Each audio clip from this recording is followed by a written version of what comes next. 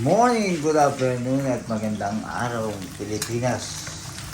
At kung nasa dako man kayo ng mundo, mga amigo at amiga, kami po ay isang OFW at kami po ay mag-almusal ng aking amiga. Siyempre, almusal OFW, itlog. Tama ba, amiga? Yes. Yan. Ilang itlog ba yung minuto mo? Papa, ang dalawa. Yun, 4 na itlog at kami po ni amiga ay nandito sa Kuwait at binabati namin kayo kung nasan kayo, hapon, tanghali, para sigurado magandang araw. Kami po ay isang OFW katulad nyo. At ang aming channel po, ang aming laman ng channel, syempre, Buhay OFW. At sa mga, syempre, sa mga OFW yung katulad namin, day off ngayon, wala kami pasok, amiga, tama? Day off kami ni amiga at syempre, kahit day off kami, ay gumising kami pa rin ng maaga, baliktad kami. Pagka kami ay may pasok, antok na antok kami. At tamad na tamad bumangon. Pero pagka kami ay day off naman, amiga, ano? Maagang nagigising. Mas maaga kaming nagigising ni amiga. Ewan ko ba bakit ganun, mga amigo at amiga? Relate ba kayo sa ganun? Pagka may pasok, ang hirap gumising. Pero pagka walang pasok, ang sarap mag-almusal. Gigising pa talaga ng umaga para makapag-almusal. At ito nga yung ginagawa namin ng aking amiga. Ayun, no? Itlog at katatapos lang namin maghugas. Yan yung mga hinugasan ko. Ito laman ng mga leftover na kanin namin ni amiga. Kaya si amiga nagsasangag. Ito yung tira namin ng 1 week na kanin. Nilagay lang namin sa rep, nilagay namin sa Tupperware o sa container.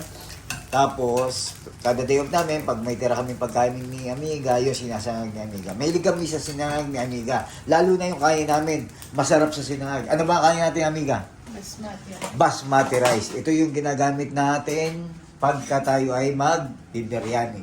Yeah. Alam niyo na, biryani. Kung manonood kayo ng channel natin, doon sa mga bago sa atin, mahilig kami sa biryani ni amiga. At ito yung aming ginagamit na rice pang biryani. Para pagka ginusto namin ng biryani, madali lang kami gumawa ng biryani ni amiga kasi meron namang ready to made na biryani. Kaming powder na ginagawa. At ano ba yung amiga? Mukhang may si amiga mayroong kon dito. Yan. Ito yung sinain ni amiga na tulingan. Yan. Nagkata kami yung tulingan niya. Tapos yung iba, sinain niya. Ito nga yun. Sarap to. Ipiprito niya. Kasi tanda ko dati nung nasa Pilipinas ako, isasaing muna yan. Tapos pagkasaing, mga ilang araw, gagawin prito. Ang sarap niyan, ang lasa. Ganun yung tulingan. Lalo na yung tulingan na kahit kurut-kurut ka lang din kasi malaman siya, malakas sa kanin yan eh. Kaya sa mga nagda-diet at tulingan at sinaing, hindi po pwede yan. Lumayo kayo sa lutong ganyan. Kung gusto nyo, matuloy ang inyong diet. Kami ni amiga, siyempre diet namin, hindi na kailangan kami mag-diet. Kasi, nung nakaraang pasok ko o yung baong ko sa trabaho, magkasunod yun, parehas ang ulam ko, pati dito sa bahay. Ano niluto mo, amiga? Chicken masala. Chicken masala. Meron pa sa rep nun, pero konti na lang. Kaya sabi ko kay amiga, iba naman. Chicken masala, masarap din yan. Pero siyempre, pag tayong nag-araw-araw, kaya kong umulit ng ulam. Siguro, pero huwag naman ganong sunod-sunod. Yung dalawa, hanggang dalawa lang siguro ako. Yung tatlo, parang medyo hindi ko na kaya. Magpapa-kuha muna tayo. Maiba naman, kumbaga sabihin natin, magkaroon lang ng iba naman. Meron naman tayo ngayon dahil bigat natin, kaya sa amiga, sige pag sangag.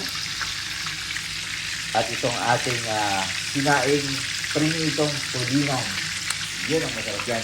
Yung gata niyan, meron pa rin kaming tira ni amiga, pero mamaya papakita ko sa inyo, init ko lang, pero ano siya, gulay na lang halos ang natira. Tapos may durug-durug na tulingan. At ito na yung ating, ito kung mapapansin nyo, yung ating itlog, magkaibang luto to kasi yung itlog namin ni amiga, magkaibang gusto namin. Ako malasado lang. Kaya amiga gusto niya na lutong-luto. Ito yung ginawa ni amiga na ko, no? bawang. Para madali na daw mag-isa-gisa. Lalo na itong ganitong ating sinangag. Meron kami sa sinangag, sabi ko nga. At kami ni Amiga, kukunin ko lang yung asan na ba yan? Kukunin lang natin sa kwarto natin. Medyo magulo lang ang kwarto natin, sasama ko kayo. Dito tayo. Kunin natin yung gata. Medyo magulo lang mga amigo at amiga, pero pagpasensya nyo, siyempre bagong gising. Ito yung gata namin na tera na lang to at gulay na lang at durug-durug na ako na lang. Yan, ito yung aming sala. At alam ko nakita nyo na to. At ito lang naman yung ginagawa namin. Ang pinaka-importante dito sa aming amiga, sabi ko nga dati, mas okay na itong medyo maluwag at may sala dito sa labas. Kasi nga, masarap kasi habang umuwi ka, medyo maluwag. Kasi yung iba, ginagawa dyan, nilalagyan pa nila ng kwarto. Nilalagyan pa nila ng kwarto kasi nga sasayang naman daw yung space. Pero kami amiga, hindi na kami maglagay pa ng panibagong kwarto. Siyempre gusto namin pag-uwi kami maliwalas saka medyo maluwag. Kung may napapansin man kayo yung kulay dilaw dyan na yung aming pandikit dyan, huwag nyo na napansinin. At medyo nakuha namin yan. May binili kaming panghuli. Kasi medyo parang, alam niyo dito sa Kuwait, minsan maraming mga ganyan-ganyan. Hindi lang sa Kuwait, malamang sa Middle East, hindi lang ganyan. Yung iba nga, di ba, ang parang sakit minsan ng Middle East, hindi ko nila lahat.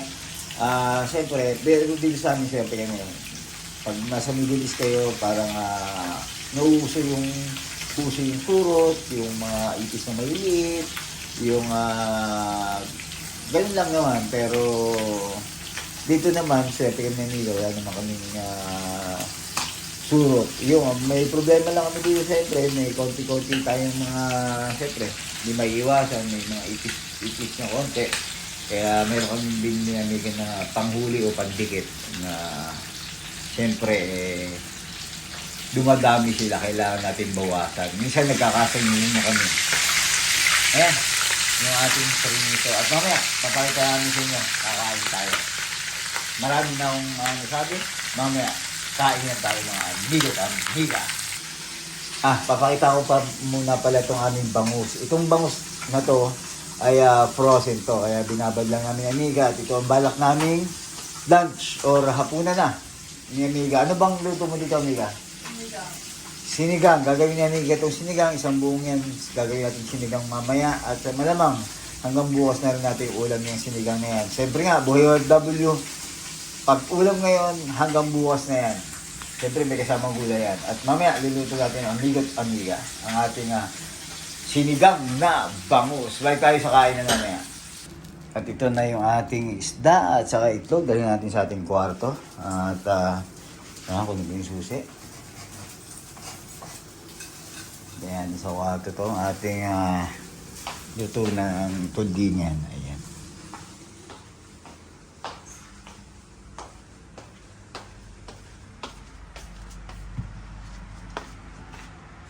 Yan tayo magkakainan. Kain tayo mga amigo at amiga at meron tayong sinangag dito at saka nakapagsimula na ako. Tapos meron tayong saging sa black coffee at saka itlog.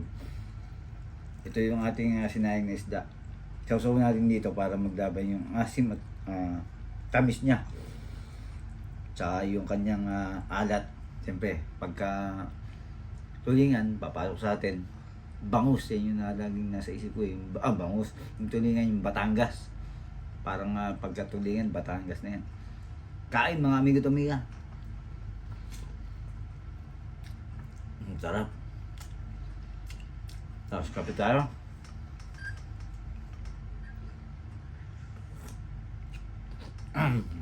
Tapos sabayan ng itlog. Tapos nakakamay. Okay. Abangan nyo na kami amiga at kuhan mo na. Imbitahan mo na sila.